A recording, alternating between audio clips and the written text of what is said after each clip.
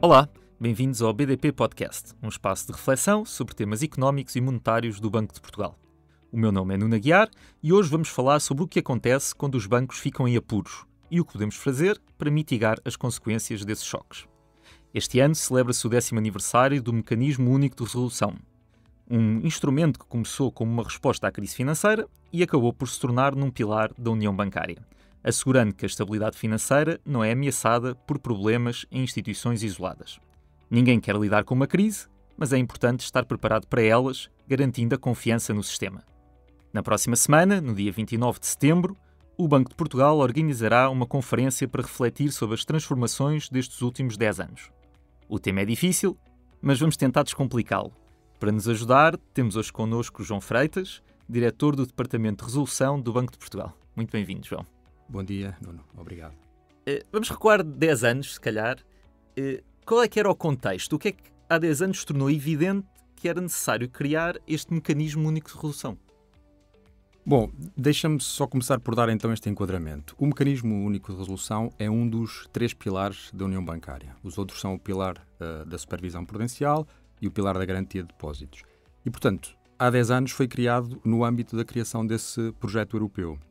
E, por isso, em resposta àquilo que tinha sido a crise financeira e a crise das dívidas soberanas, e, portanto, as motivações para a criação do Mecanismo Único de Resolução, ou MUR, é possível que às vezes eu use a expressão MUR, são por isso aquelas que também justificaram na altura a criação da União Bancária, enfim, ter um quadro normativo comum, a centralização dos poderes de supervisão e de resolução numa autoridade supranacional e, com isso, potenciar a integração financeira no espaço dos Estados-membros da área do euro, quebrar aquele vínculo que existia entre o setor bancário e o soberano, enfim, que vários problemas deu durante a crise. Um ciclo negativo, não é? Um ciclo negativo, um ciclo vicioso, e com isso tentar ter um sistema financeiro mais robusto e mais desligado dos soberanos.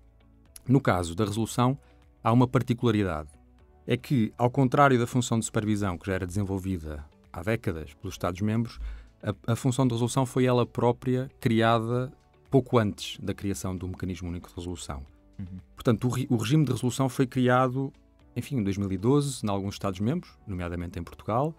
Entre 2012 e 2014, a primeira diretiva europeia sobre resolução é publicada em 2014 e, portanto, a própria função foi criada também em resposta à crise financeira.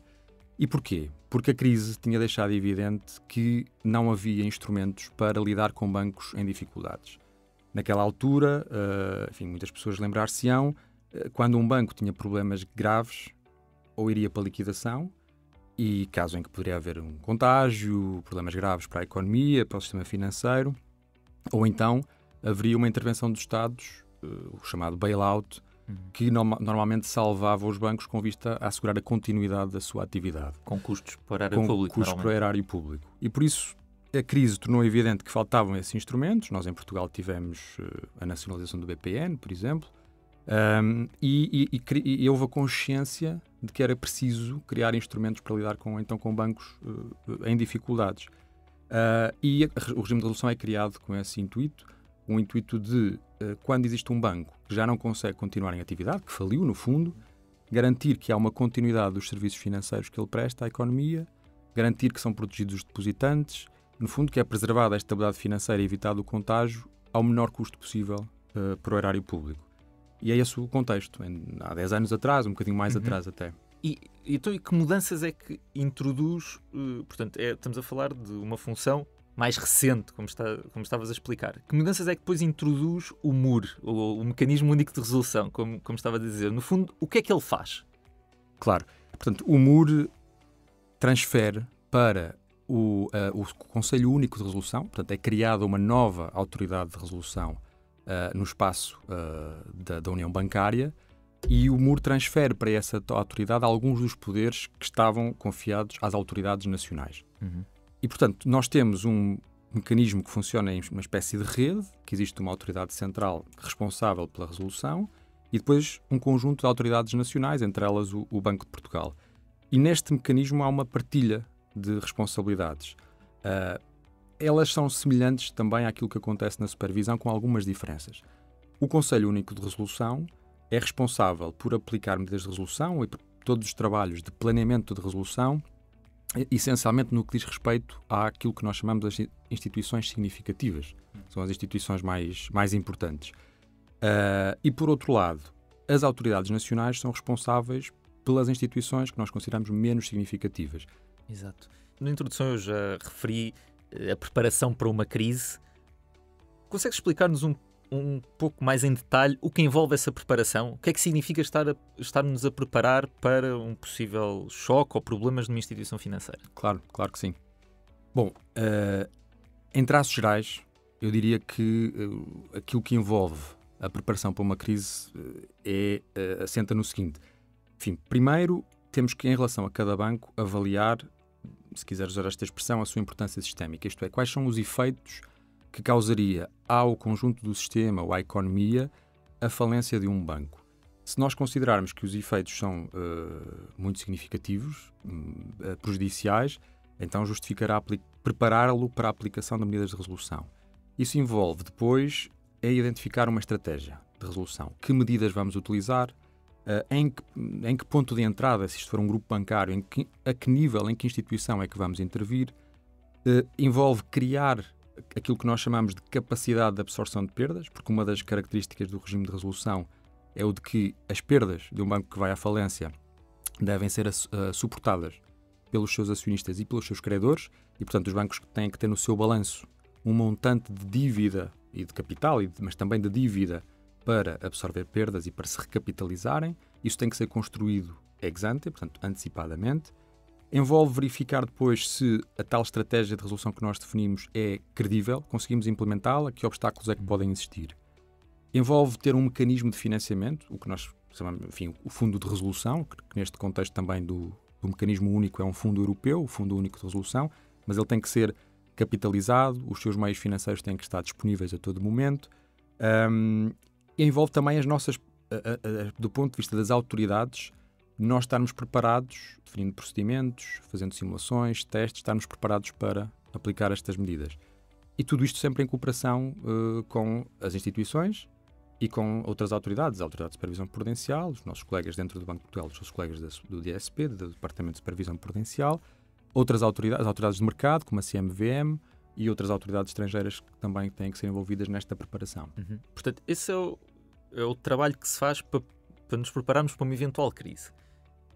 Vamos imaginar, então, que chegamos a um cenário de crise. Portanto, temos uma instituição financeira, um banco, que enfrenta dificuldades de tal forma graves que deixa de poder estar em atividade. Que passos é que são dados nesse momento e imagino que diferentes soluções é que possam existir para lidar com essas dificuldades? Bom, se um banco está numa situação de dificuldade, a primeira questão é tentar perceber se é possível recuperar ou reverter essa situação, esse desequilíbrio, através de medidas de gestão da própria instituição. Esse trabalho até é feito ainda no domínio, no âmbito da supervisão, tentar reverter a situação. Se se concluir que se chega digamos assim, a um ponto de não retorno, não é possível, através de medidas convencionais, entre aspas, reverter a situação, é ainda assim necessário tentar ver se é possível encontrar uma solução privada, uma recapitalização, encontrar um novo acionista, ao abrigo de regras privadas, se quiseres, ainda sem usar os poderes da autoridade.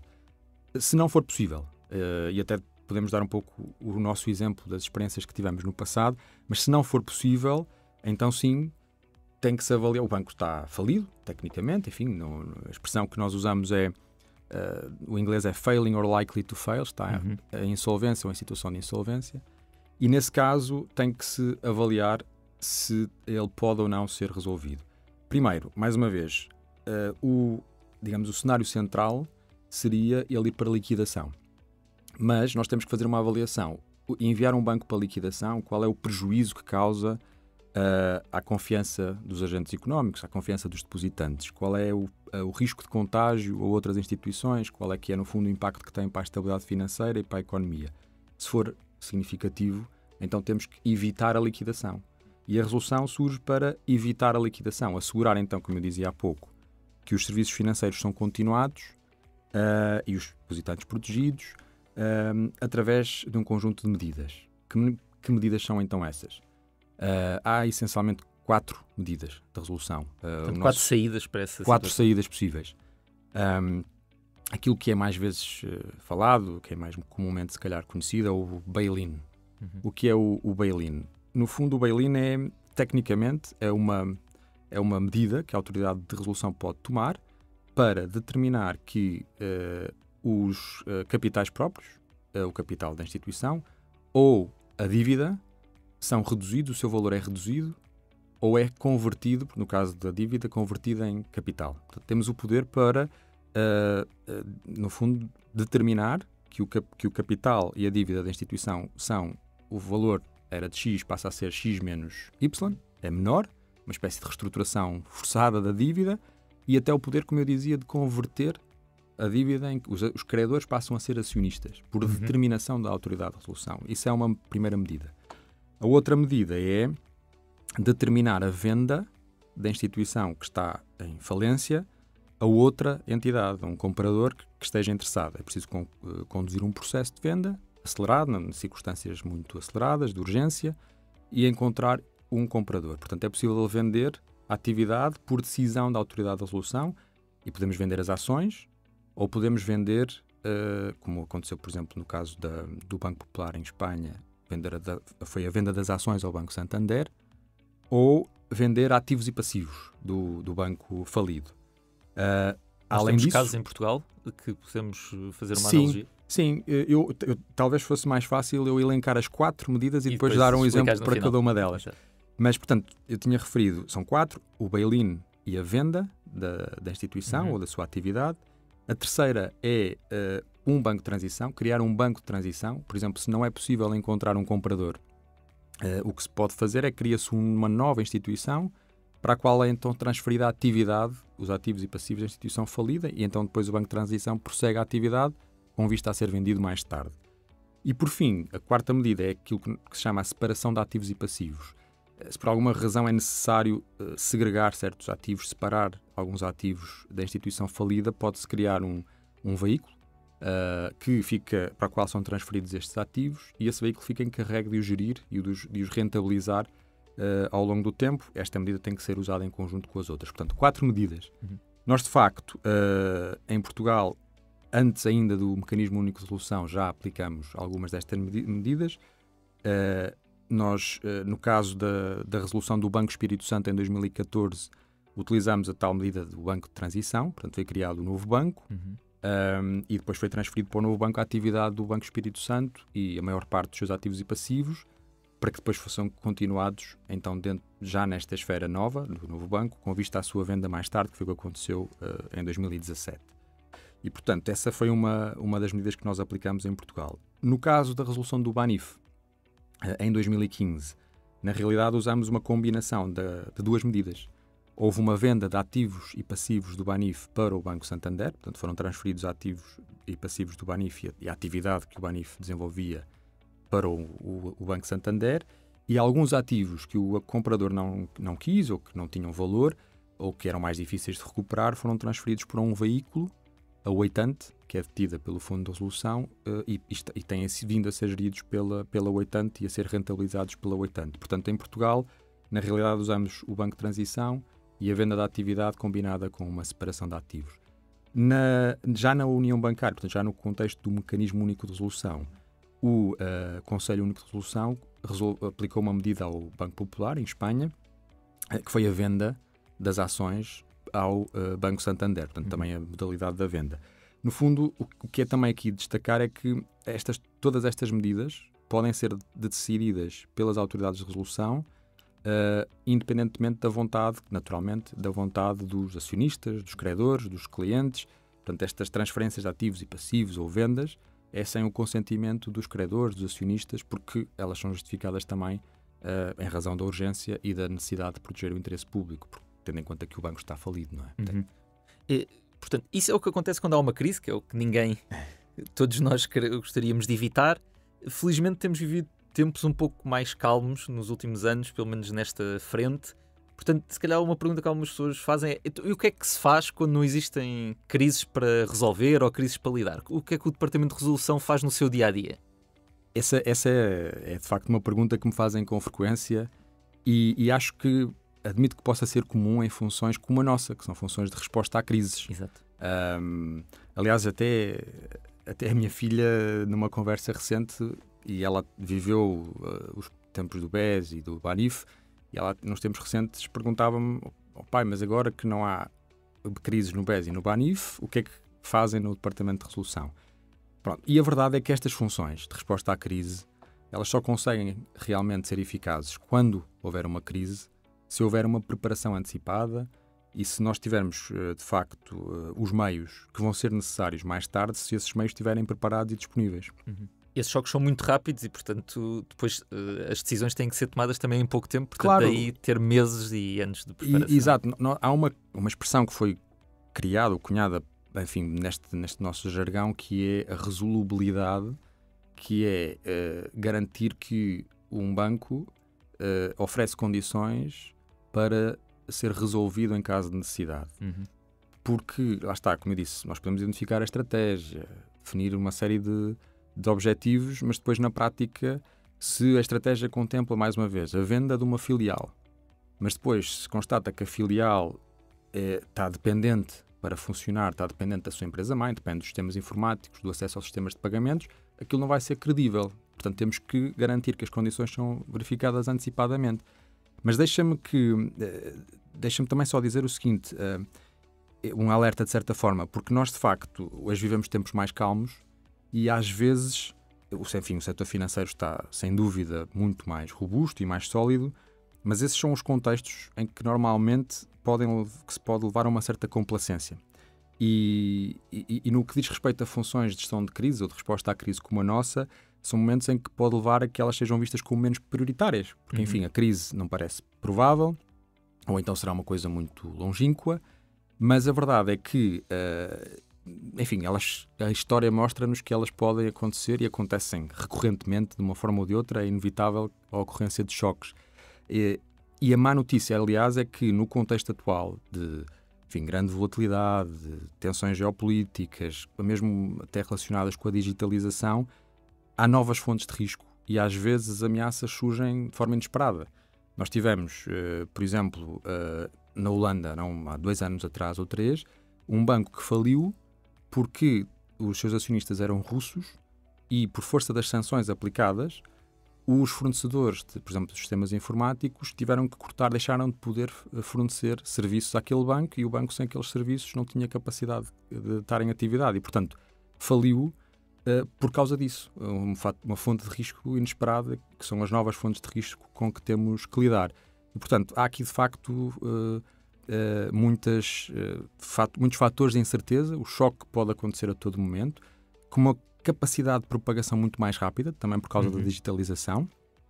Em 2023, há poucos anos atrás também nos Estados Unidos, houve bancos que também pareciam sólidos, apesar de terem fragilidades no seu modelo de negócio, mas pareciam sólidos em termos de solvabilidade e liquidez, e num ápice houve uma corrida aos depósitos com um ritmo que nunca tinha sido visto, também potenciado pela digitalização. Portanto, há aqui ameaças latentes. A boa notícia, claro, é que nós, enfim, trabalhamos para estar mais bem preparados para responder a tudo isto. Não podemos baixar a guarda. João, só uma última pergunta, regressando ao mecanismo único de resolução. É possível fazer um balanço? A conferência da próxima semana vai tentar fazer precisamente isso. Que balanço é que fazes destes 10 anos e, já agora, o que é que achas que ainda podemos ambicionar a melhorar também para o futuro? Bom, o balanço tem de ser necessariamente positivo. De facto, o progresso que nós conseguimos nos últimos 10 anos em termos de capacidade de responder a uma crise é muito expressivo. Nós temos hoje, e não tínhamos de todo há 10 anos atrás, aquilo que nós chamamos de tais planos de resolução para todas as instituições. Cada uma das instituições nós identificamos a estratégia de resolução, definimos qual é que deve ser a capacidade de absorção de perdas e tudo isso está feito para todas. As próprias instituições, de facto, têm hoje a tal capacidade de absorção de perdas, cumprem os requisitos que lhe foram fixados, todas elas, enfim, têm essa capacidade já instalada nos seus balanços, coisa que, devo dizer, há uns anos atrás parecia muito pouco provável, era um desafio muito grande. Os bancos, usando aquela tal expressão da resolubilidade que eu falei há pouco, são hoje mais resolúveis. e até temos alguns bancos portugueses que lideram os índices de resolubilidade do próprio Conselho Único de Resolução. Nós até tivemos bancos que não tinham no passado acesso aos mercados financeiros, algumas instituições menos significativas, e que passaram a ter acesso aos mercados precisamente para cumprir com estes requisitos. E, portanto, há de facto aqui muito mais capacidade de resposta. E nota que o benefício de tudo isto não é apenas o de aumentar essa capacidade de resposta. Na verdade, esta capacidade que foi criada tem benefícios concretos para o sistema, mesmo em períodos de acalmia, digamos assim. Porquê? Porque ao aumentar a capacidade de resistência a choques e sendo isso percebido pelo mercado, pelos agentes económicos, isso obviamente contribui para o reforço da confiança dos agentes económicos. Mas além disso, o facto de termos um regime que torna credível impor perdas a credores em caso da falência de um banco, também contribui para mitigar um fenómeno que nós chamamos de moral hazard, que é, enfim, o pressuposto de que nunca vai haver, que aquelas pessoas que têm uma exposição ao banco nunca vão perder dinheiro, e isso aumenta a disciplina de mercado e a eficiência no funcionamento do mercado. Sendo certo, como também já disse de início, quer dizer, os depositantes desse ponto de vista estão sempre protegidos. Claro. Mas há aqui também um benefício para o sistema. Dito isto, há aqui muito trabalho a desenvolver, não é? O regime de resolução tem algumas lacunas ainda. Por exemplo, quando se trata de aplicar esse regime de resolução a bancos mais pequenos ou bancos de média dimensão, em que o seu modelo de negócio enfim, assenta na captação de depósitos, a tal capacidade de absorção de perdas, nesses casos, é difícil, porque os depósitos não vão absorver perdas, eles estão protegidos. E, portanto, eles têm menos capacidade também de emitir dívida que possa ser elegível para cumprir os tais requisitos. Por isso, há aqui uma lacuna na aplicação do regime a bancos mais pequenos e de média dimensão, mas há agora um processo legislativo em curso na União Europeia que visa colmatar essa lacuna. Depois, e também aqui muito importante, não está ainda completo o tal terceiro pilar da União Bancária. Nota que dos 3 pilares da União Bancária, 2 são sobre gestão de crises, o mecanismo único de resolução e a garantia dos depósitos. E desses, só o do mecanismo único de resolução é que está completo. Em relação à garantia de depósitos, existe ao nível dos Estados-membros, mas não existe um sistema único comum de garantia de depósitos. Depois, ao nível da tal resolubilidade, há aqui muitos progressos, mas também há melhorias a fazerem. Na generalidade das instituições, há melhorias a fazer. E ao nível da nossa própria, digamos assim, prontidão, nós, enquanto autoridades de resolução, nós, Banco de Portugal e Conselho Único de Resolução também, e as outras nossas congéneres nos outros Estados-membros, há aqui ainda trabalho a fazer do ponto de vista de assegurar que estaremos prontos para aplicar uma medida a qualquer momento. Isso envolve todo um domínio de atividade que implica fazer simulações, testes, desenvolver manuais de procedimentos ou protocolos, no fundo, aumentar aqui esta capacidade de resposta a todo momento. É uma área onde outras autoridades, por exemplo, no Canadá, estão muito desenvolvidas. Nós começamos a fazer simulações e testes há menos tempo e temos aqui ainda um caminho a percorrer nesse domínio. Enfim, no fundo, estas áreas de melhoria são um reflexo de que estamos perante uma função relativamente jovem, não é? Por exemplo, se comparada com a função de supervisão que já é desenvolvida há décadas em Portugal e na Europa, a função de resolução tem pouco mais de uma década e, portanto, tivemos uma década de um progresso fortíssimo, mas ainda há, claro, trabalho a fazer. Há sempre trabalho a fazer, como é óbvio. Mas consolidar. João, muito obrigado por nos ajudares a descodificar o trabalho de um departamento de resolução e o impacto das mudanças introduzidas há 10 anos. Obrigado também a quem nos esteve a ouvir. Informações sobre a resolução bancária, sobre o mecanismo único de resolução e sobre a conferência dia 29 de setembro podem ser consultadas em bportugal.pt. Siga-nos também no LinkedIn, Instagram e Blue Sky. Até breve.